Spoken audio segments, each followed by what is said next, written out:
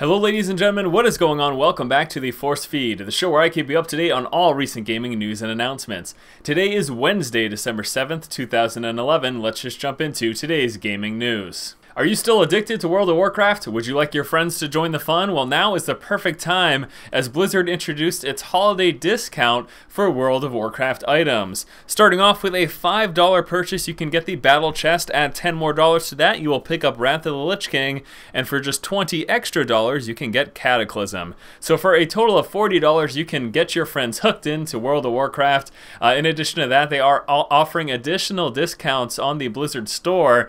Pretty cool if you still play the game and you want your friends to get in.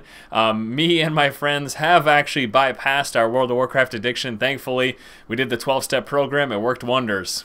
Xbox Live has recently added a mobile app for Android and iOS devices. With this mobile app, you'll have access to your friends list. You'll be able to message your friends on Xbox Live, edit your profile, as well as compare achievements. So it's a whole lot of stuff that really isn't all that useful, with the exception of possibly the Messenger, although I would have to assume that any of your friends on Xbox Live that you actually care to message, you probably have contact with them throughout other avenues. But yet again, another application to keep you constantly connected to your friends and allow you little time to think for yourself.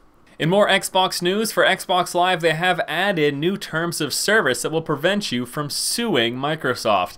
That is correct, I kid you not. With the most recent terms of service that are going to be updated, they're basically making all US users agree to a class action waiver, which will prevent class action lawsuits from being filed against the company. Now this raises an interesting question. How far are these terms of services going to go until players just outright refuse and decide not to purchase the product or use the service? Now obviously with the terms of service, it's primarily used to protect the company, but the fact that you now have to basically waive the ability to sue Microsoft, say something tragic happens, and I can't really think of anything off the top of my head.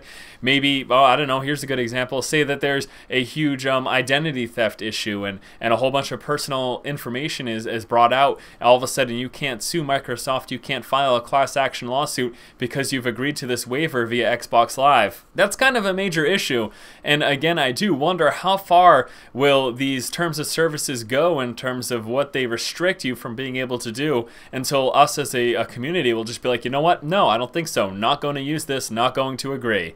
Now it is important to note that you can waive this portion of the terms of service, and I'll provide information and links to that available below.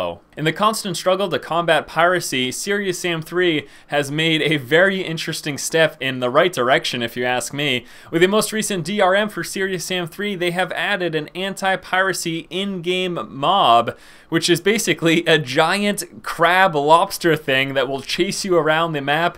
This thing is unkillable and relentless.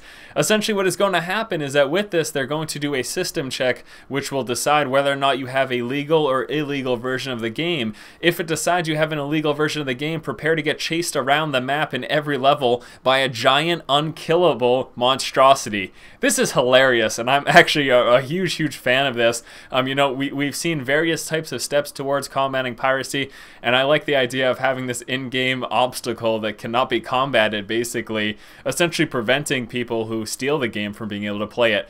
Good job, and I'm pretty impressed with this. And then lastly, we were introduced to a new environment trailer for Final Fantasy XIII-2. Now, I myself have never really been a big fan of Final Fantasy, primarily because of the fact that I don't really like turn-based combat. I like live-action combat, but that's just my personal preference. I know the success of this series, and I am well aware of the huge fan base that it has, and that's why I thought I'd bring it up to you guys. I'm sure you'd be interested in seeing that. With that said, although I'm not a huge fan of the franchise, I am thoroughly impressed with these graphics. This environmental trailer, mighty impressive, pretty solid looking gameplay, and you know, I'll probably check out the game, although I don't know how much time I'll invest in it. And then lastly, we'll of course wrap things up with a question of the day. What I would like to know from you guys today is how far would a company have to go in their terms of service to prevent you from agreeing and basically not participating?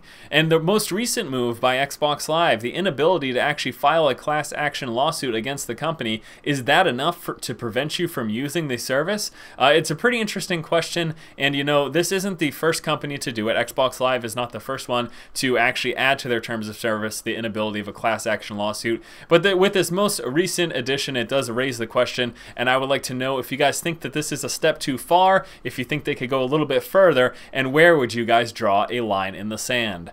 Alright guys, that is going to do it for this episode of the Force Feed. As always, I thank you so much for watching. Stay tuned tomorrow for another episode keeping you up to date on all the most recent gaming news and announcements. Once again, this has been Force, and you've just been force-fed.